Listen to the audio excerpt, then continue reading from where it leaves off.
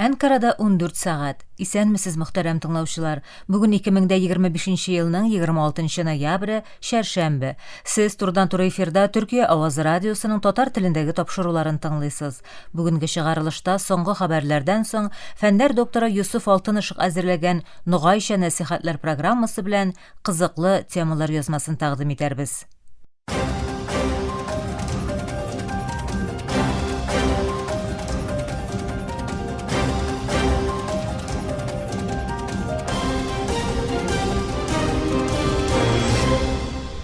Соңгы хәбәрләр белән башлыйбыз.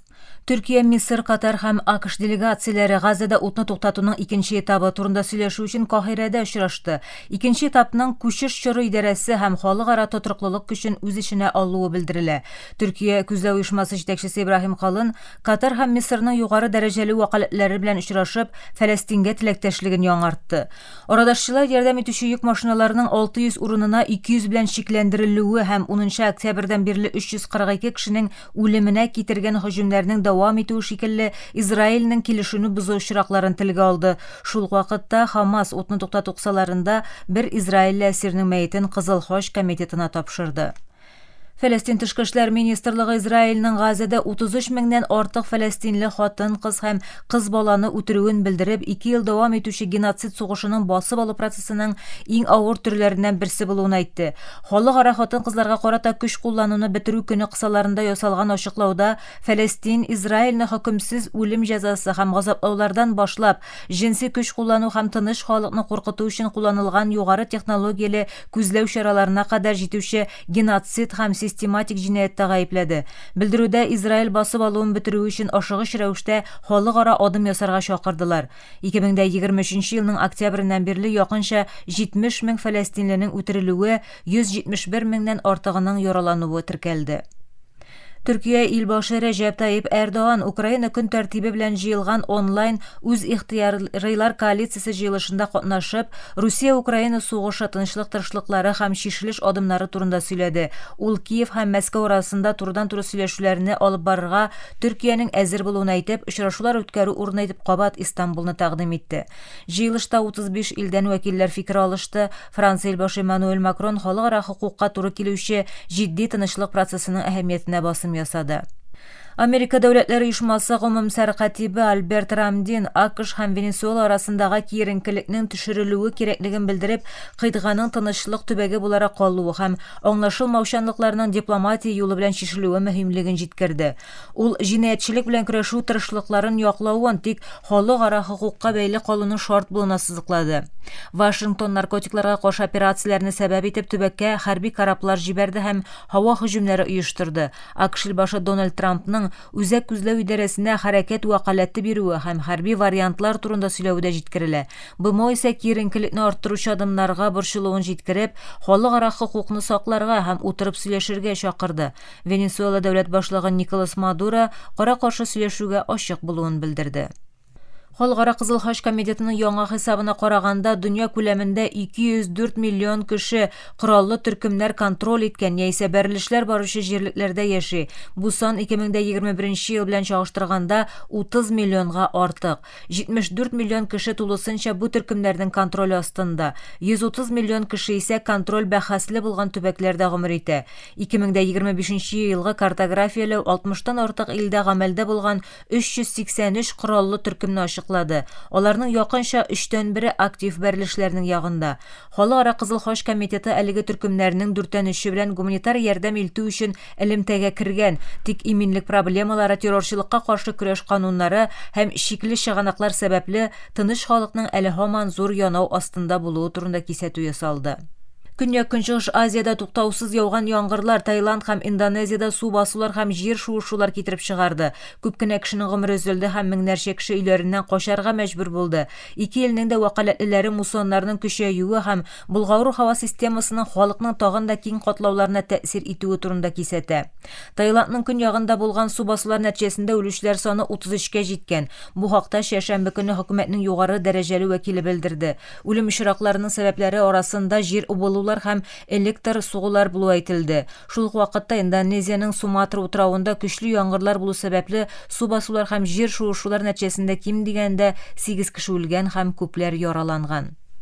Бразилиянең элекке елбашы Jair Bolsonaro 2022 елгы сайлауларда җиңелгәннән соң вазифасын саклап калу өчен түнтәрелеш керешүен җитәкләгән өчен бирелгән 27 еллык төрмә җәзасын үти башлады. Бразилиядә күпләр моның чынга ашачагыннан шөбһәләнә иде. Бу эшне тикшергән югары мәхкәмә рәисе Александр де Мораес карары белән Bolsonaro шимбә көнне кисәтү максатыннан тоткарлаганнан бирле тотылучы федераль полиция идарәсендә кала. Адвокатлары 70 яшьлек сәясәтченең сәламәтлеге аркасында өй сагы астына алынуын таләп иткән иде. Һәм Bolsonaro августтан бирле өй сагы астында иде. Тик элекке елбашы шимбә көнне аягына тагылган электрон булгавын эретеп ябыштыручы аппарат белән ачарга маташкан. Ул моны галлюцинацияләр күрү белән аңлата. Мәхкәмә рәисе моңа ышанмады һәм сак астына алып өйдән төрмәгә күчерү карары чыгарды. Бу соңгы хәбәрләр иде.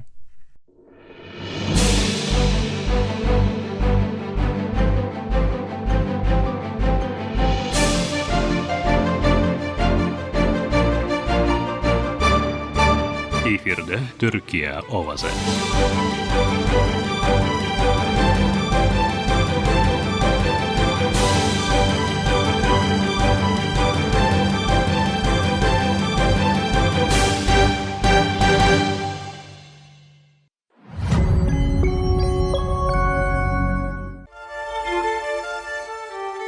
Исәнмесез, мөхтәрәм таңшар.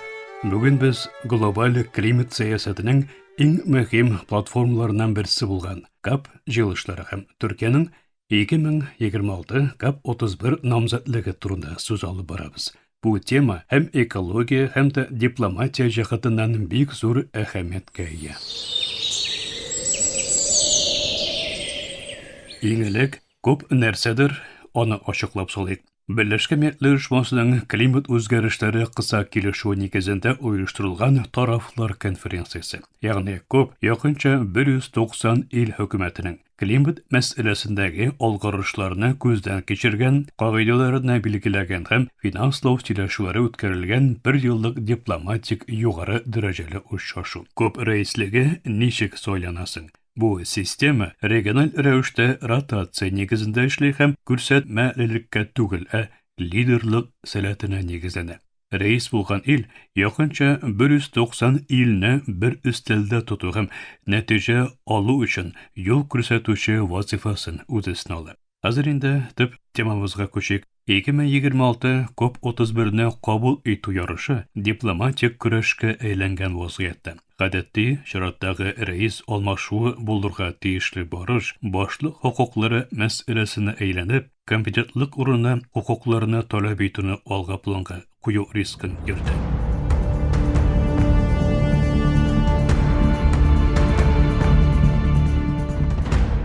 Егеме 26 ел өчен кабул итү вакыты Көнбатыш Авропа һәм башка дәүләтләр төркеменә, ягъни ВОК-ка күчә. Бу нисбәттән ике намзәт ил алгы планга чыга: Австралия һәм Төркия. Берләшкән Милләтләр Оешмасы климат сәркатиплеге ике илне шушы шешелмәүчәнлекне хәритәргә чакырды. Чөнки килешүгә ирешелмәгән чиракта КОП автоматик буларак Бонда узачак һәм бу вазгыять гомум буларак теләнмәгән нәтиҗә буларак бәяләнә. Австралиянең үзен Тын океаны КОП буларак бретнаштыру тырышлыгы игътибарны җәлеп итә. Австралиядәге карар кабул итүчеләр башлыкка де-факто дәгъва белдереп, Анкараны үз кандидатурасын кире алырга мәҗбүр итеп, компромисс кагыйдәләрен киртә буларак күрсәтә. Анкара өчен бу хәл үзе белән гаделсезлек хисе алып килә. Намзәтлеген КОП-27 үткәрелгән чакта ук игълан иткән Төркия КОП-31 кандидатурасын алга киткән һәм үсеп килүче илләр арасында күпер ролен үз өстенә алуга нигезли. Төркиянең шушы намзәтлеге буш дәгъвакны түгел.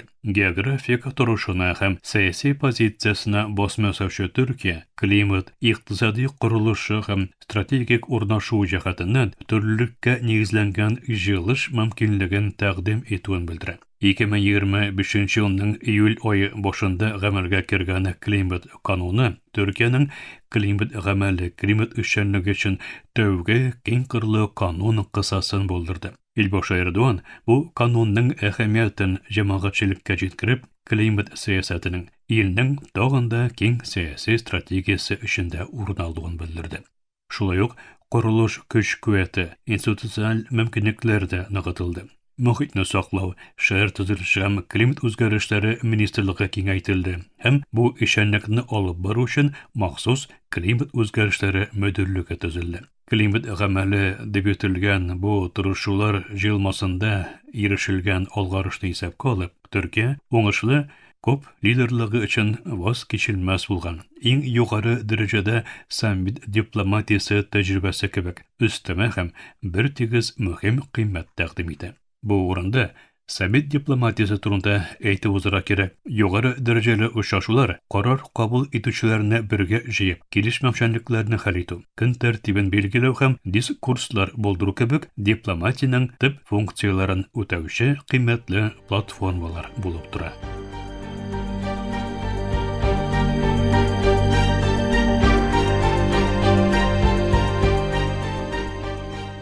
Анкара соңгы елларда төрле катлаулы сөйләшүләрне әйтеп барды. Русия-Украина сөйләшүләрен кабул итүдән әсир алмашуларны җиңеләйтүгә һәм Анкара барышы кысаларында Эфиопия белән Сомалия арасында тарихи тынычлык килешүне ардашчылык итүгә кадәр. Бу тырышулар Төркиянең башка илләрнең ясый алмаган адым буларак элемтә каналларын ачык тоту мәсьәләсендә уңышлы булуын күрсәтә. 2022 елдагы Кара диңгез ашлык инициативасында да бу сәләтне күрдек. Төркия Украина ашлык экспортын ышаныч астына алу һәм глобаль азык-төлек кризисын булдырмау өчен ардашчылык итте. Анталия дипломатия форумы кебек күп яклы диалогка юнәлгән платформалар региональ иминлек һәм нормальләштерүгә кагылышлы югары дәрәҗәле сөйләшүләргә мәйдан тәэмин итеп, бу рольне ныгыта. Алга таба карап әйтсәк, Төркиянең 2026 НАТО саммитын Анкарада кабул итү планы илнең стратегик өстенлегенә басым ясый. Көнчыгыш белән көнбатыш арасында күпер вазифасын башкаручы Төркия төрле актерларны бергә җыю мәсьәләсендә даими буларак кирәкле саммит сәләтен күрсәтә. Бу да күп рәислеге зарур кылган үзенчәлекләрне тулысынча чагылдыра. Коплар иминлек саммитларыннан тагын да әзрәк җитди дигән фикердән баш тартырга кирәк. Коплар моннан ары глобаль сәясәттәге иң зур даими җыелышлар арасында урын ала.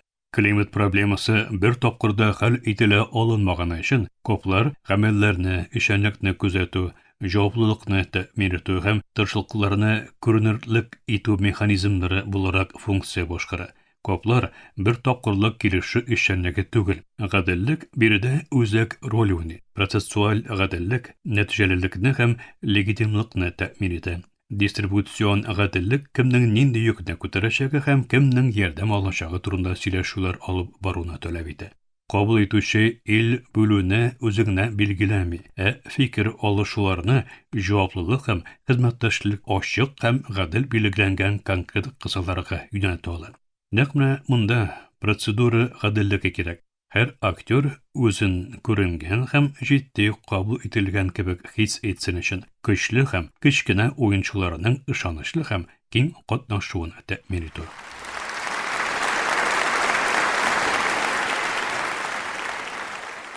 Төркия җитәкләячәк күпер гамәлгә, киң куллашулыкка һәм төбәкләр арасында күпер төзүгә басым ясаячак.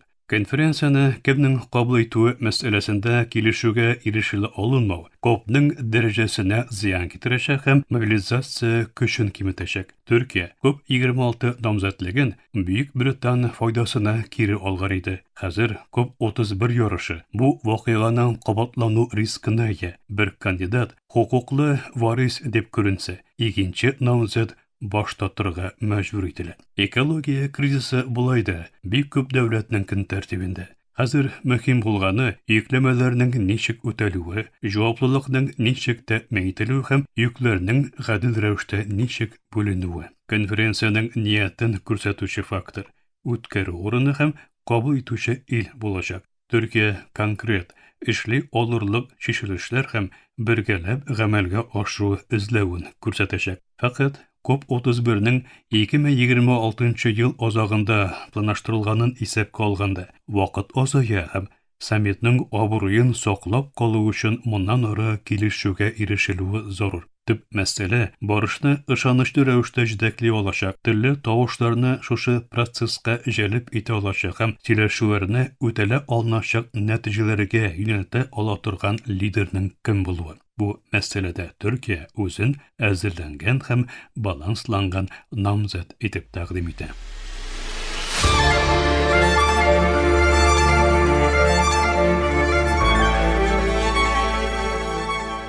Мөхтәрәм таңшыр, климат үзгәрешләре мәсьәләсендә кабул ителәчәк карарлар барыбызның да киләчәгенә тәэсир итә.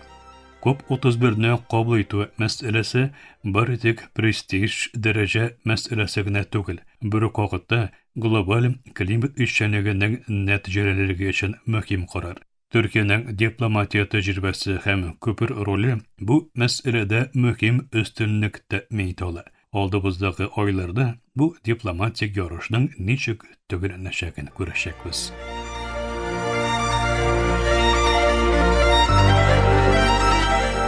Язмабызның киләсе чаралышында очрашу өмете белән исән имин булыгыз.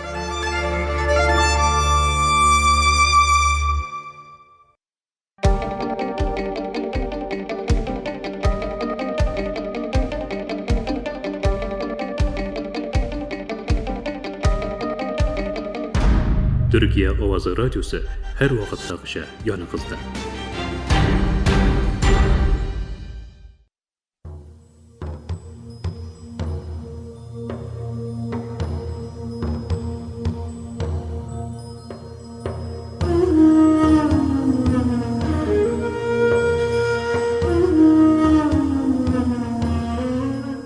Nogayca nasihatler.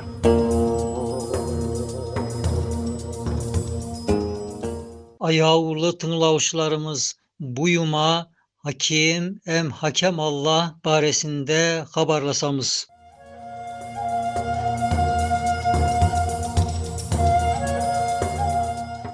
Kudayımız Allah'tın yaxşı gözel atlarından birevi hakim bolgan. So hakimdin tecellisi kainattı bastan uşka köp maneli kitap etken.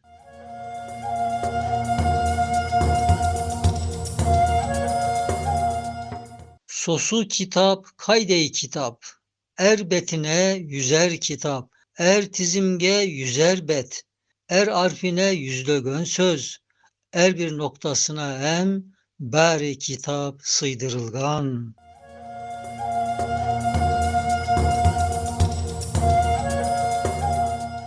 Ol kitaptın betleri, tizim noktaları, kainattın yagını, nakış nakış, bezek bezek, manelermen tolturgan. Hakim bolgan bir Rab'dı, aşkere körsetüp turgan.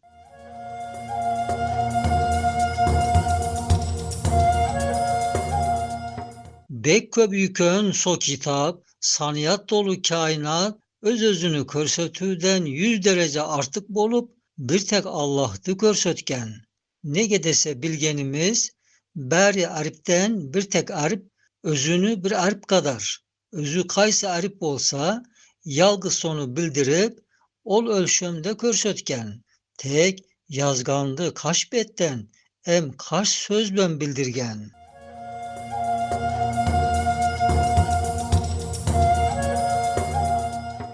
Misal bolsa bek yaxşı yazılgan bir tek aripti, körgün bolsa bir adem, hemen aytar ol zaman. Nav ariptin yazılışısı bek yaxşı etip yazgan, arı boya kullangan, türlü yazı çeşitinden arümen yazgan. Kalemi yaxşı eken degen keppen kaç türlü bir köp maneler körgön. Demek arip sosunday kaş yaktan yazılışısın bildirgen tanıtkan.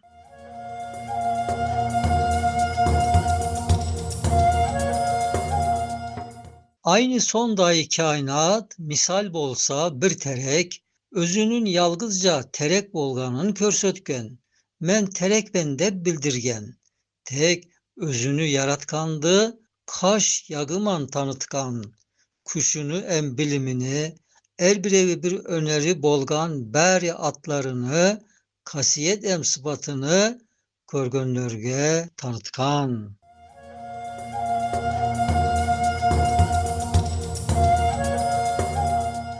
So misalde bolganday, Nav Kainat kitabının bir beti yeryüzü bolgan. Sosu bette yanvarlar, em ösümlükler yazılgan. Yanvarlardan kaç çeşidi, em ösümlükler kaç türlü, tayfa tayfa er birevi birer kitaptay bolgan.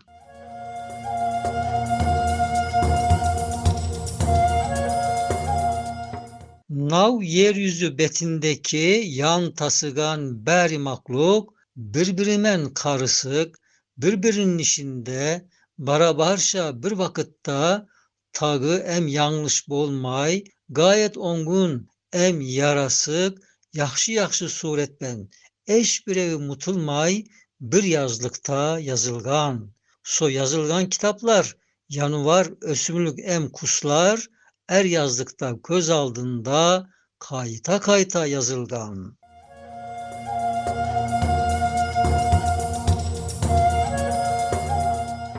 Nav yeryüzü betindeki bek köp tizim işinde bir tizim hem gözümüzün aldındaki bakşa bolgan. So bakşada terekler, yapraklar hem meyvelarman türlü türlü yaratılgan. Neşe şeşit şeşekeyler er birevi yatlav bolup yaratuşusun maktagan.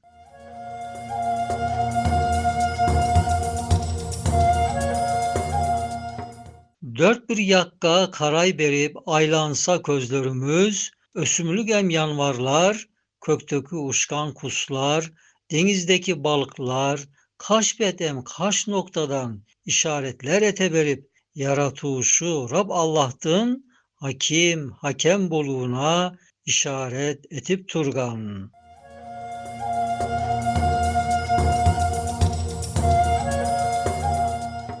Yogarda bir kesegi aytılgan neşealler, türlü türlü kulluklar, em tömönde aytılyak neşe mucizealler, ayrı ayrı manelermen, er bir zattı hikmetli, em bir gayaman yaratkan, tağı sosu mahluklardın, beri sonsuz işlerine, sonsuz küçben hükmetken, hakem, hakim Allah'tı, sansız betten körsötken.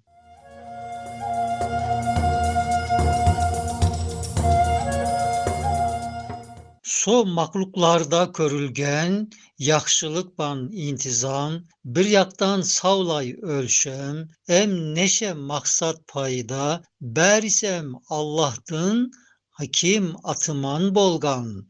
Kötöre navmaneler, yaratılgan ne bolsa, er bir evinde noksan bolmay, ayrı ayrı körülgöngö, sosunlardı ol kasiyet ben yaratkan saniyetkerdin, Kudayımız bir Allah'tın, hakim, hakem sıfatının sonsuz derecesini yarık etip körsötken.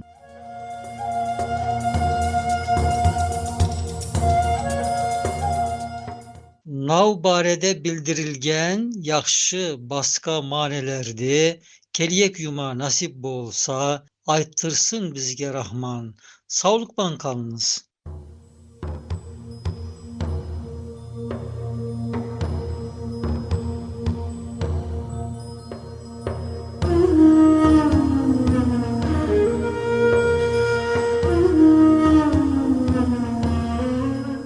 Nogayça nasihatler.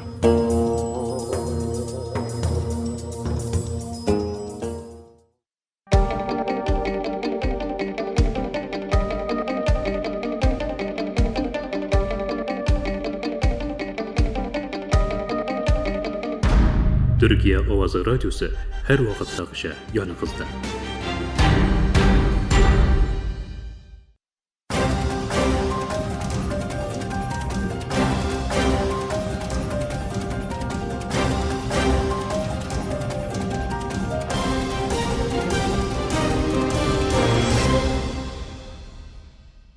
Мактарам тыңлаучылар, Türkiye Avazı Radyosu'nun Tatar tilindagi topşulары шушының белән ахырына якынлашты. Топшыларыбызны Яршан, интернет һәм кесе телефоннарының TRT Dinle кушымтасы аша тыңлыйларсыз.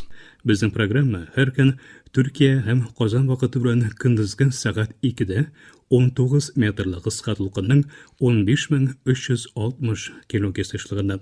Түрксат 3А һәм Түрксат 4А Яршны белән 3 тапкыр w.trdinna.com интернет адресы аша вот из радио каналыннан тапшыла. Ярты сәгатьлек тапшыларыбыздан кабатлавын Төркия һәм Казан вакыты белән сәгать кичке 8-нче яртыда 42 дәрәҗә көнчыгыш юнәлешендәге Түрксат 3А һәм Түрксат 4А ярышлары белән 3 тапкыр w.trdinna.com интернет адресы аша һәм кесе телефоннарының TRT Dinle кушымтасы аша вот Вест радио каналыннан тыңлыйларсыз. Тапшыларыбыз турында уй-фикерләрегез һәм киңәш тәкъдимнәрегезне көтеп калабыз. Мөхтәрәм тыңлаучылар, безнең адрес латин хәрефләре белән PK33 Яне Шакир, Анкара, Төркия. Почта индексы 06443. Электроник почта адресыбыз tatar_trt@trt.net.tr. Әлегә без сезнең белән саулашабыз. Эфирдә киләсе очрашуга кадәр.